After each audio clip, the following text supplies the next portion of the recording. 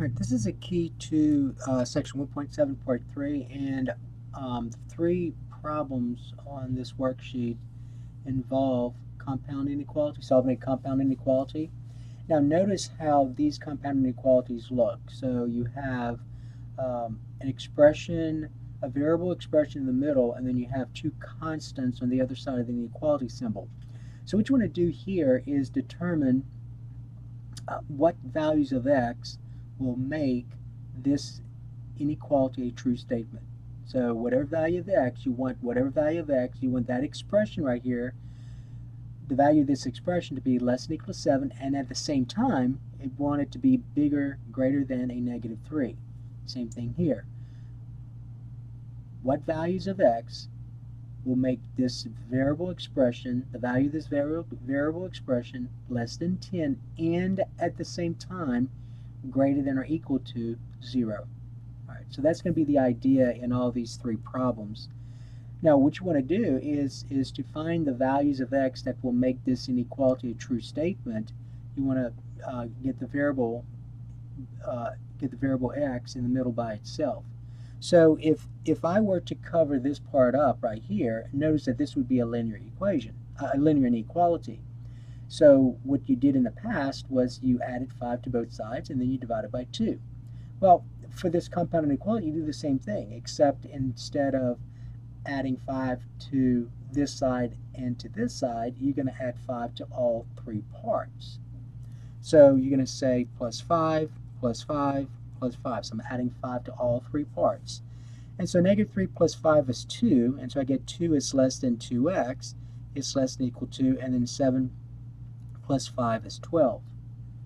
All right, now remember, you want to get x in the middle so you'll know what the solutions are. So I'm going to go ahead and rewrite this over. And so when I do that, I divide both sides by 2, because remember, if all I had was this simple inequality to get x by itself, I would divide both sides by 2, because right now I'm multiplying by 2. So the opposite of multiplication is division. So what you do to one side, you do the other. But we are dealing with a compound inequality, so I'm going to divide all 3 parts by 2. And so I get 2 divided by 2 is 1, and that's going to be less than or equal to x, and that's going to be less than or equal to 6. So I found the solutions to the original inequality. So the solution to the original inequality is any number, that should be less than right here, sorry, is any number that is any real number. So it could be it could be real or irrational. So any real number, and there are an infinite number of these in here, in this interval right here. There are an infinite number of real numbers. So your solution would be any real number between 1 and 6, not including 1, because 1's not going to be a solution, because notice there's no equal sign here. And you can check, if you let x be 1, 2 times 1 is 2, 2 minus 5 is negative 3. Negative 3 is less than or equal to 7, but the problem is that this negative 3 is not less than negative 3. Negative 3 is equal to negative 3, so that's your issue. And including 6, so 6 is a solution because of the equal sign. All right, so on your number line, you're going to put a parentheses on 1 right here, parentheses, and you're going to put a bracket on 6, just like this, and you're going to shade in between. So any real number shaded is a solution to this inequality. So for example, 7 is not shaded. The reason 7 is not shaded because it's not going to be a solution. So let's check. 2 times 7 is 14. 14 minus 5 is 9. Now, negative 3 is less than 9, but the problem is that 9 is not less than or equal to 7. So whatever value you plug into the variable x, that expression has to be less than or equal to 7, and at the same time, it has to be bigger than negative 3. Okay.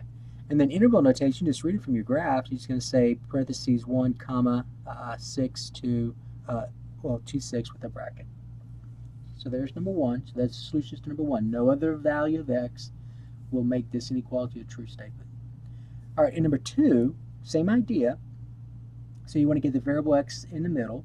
So I'm going to subtract 3 from all 3 parts, just like we discussed here.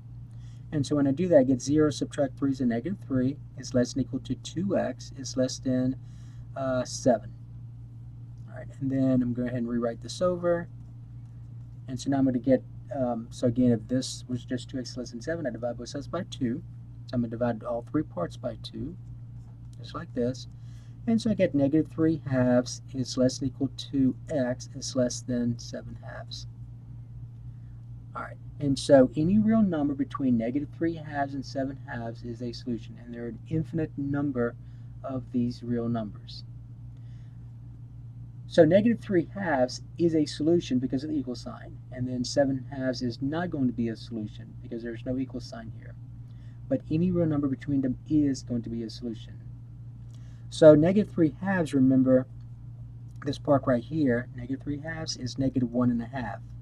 So use that mixed number to kind of help you to determine where to put your bracket.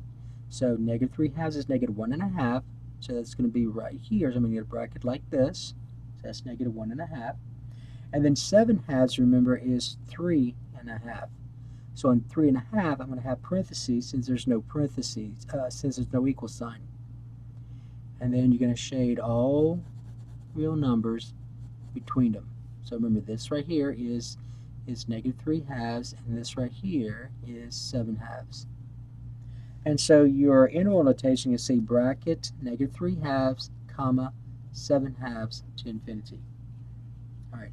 So remember, with this inequality, there are an infinite number of solutions. So we can't list them.